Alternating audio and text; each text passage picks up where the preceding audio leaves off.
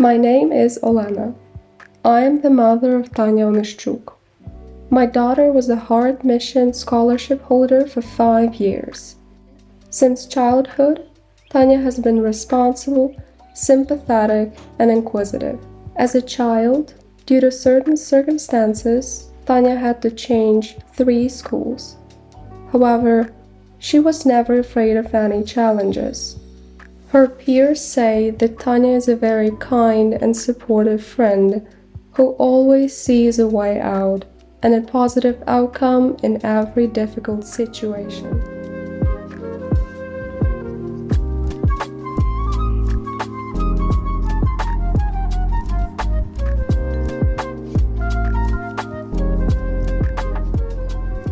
We are now within the walls of the Future Relive Rehabilitation Center.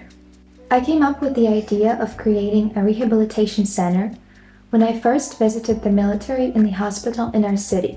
The center is going to provide care to patients with neurological problems caused by mine blast injuries and other war injuries. We are going to offer massage, physical and occupational therapy, and psychological help. Unfortunately, state hospitals are critically short of rehabilitation specialists, and when patients need rehabilitation in the acute period most, they simply do not receive it. We are planning to cooperate with state hospitals from where we are going to take the military to our center to provide them with rehabilitation services. And because this is a day rehabilitation center, then we are going to take them back to hospitals in the evening or provide them with the apartment we rent in the city. This center can receive about 20 patients a day.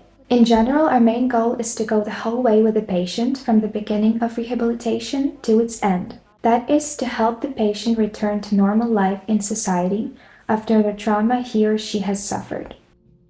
The spiritual state and development of our patients is also important to us, so we are planning to have a chaplain. Currently, I work in a private rehabilitation center for patients with neurological problems. These are post-stroke patients and patients who have suffered traumatic brain injuries. Over the last year, I've been visiting the trauma department of our city's hospital, doing rehabilitations with military. Sadly, very few people in Ukraine know what rehabilitation is and how important it is for a patient in the acute period. Rehabilitation is not just exercises or massage. It is a large set of measures to help an injured person to return to life in society. That's why I look at this problem from a broader perspective. In addition to my university degree, I have taken various rehabilitation courses. Today, besides conducting rehabilitation myself, I also train other rehabilitation specialists and share my experience with them, as our education system doesn't prepare good specialists. My team and I develop various training courses for educational institutions to train as many specialists as possible, because the need is constantly growing.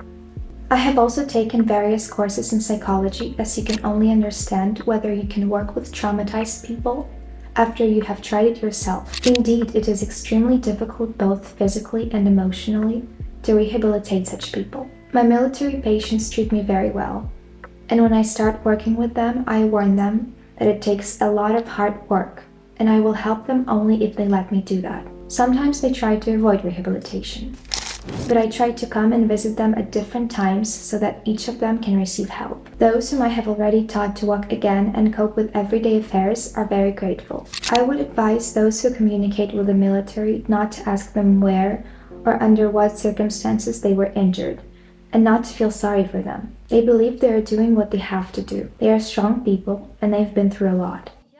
I come from an ordinary Ukrainian family. We have always lived in Rivne, in a one-room apartment, and we have never had a car. My parents' salary could cover food, utilities, medical needs, and clothes. Unfortunately, my mother was diagnosed with a severe heart disease and had to quit her job. The money my father earned was spent on her treatment. Therefore, my dream to study at a medical university could only remain a dream.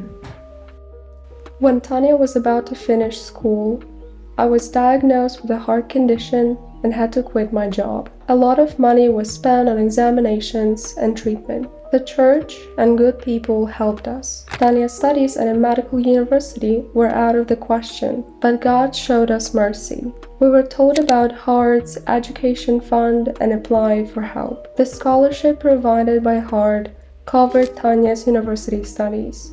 Words fail me to describe how grateful I am to Heart for such a great help. The work you do is a true blessing. We're so grateful that you have helped us and are helping Ukrainian children to study and follow their dreams.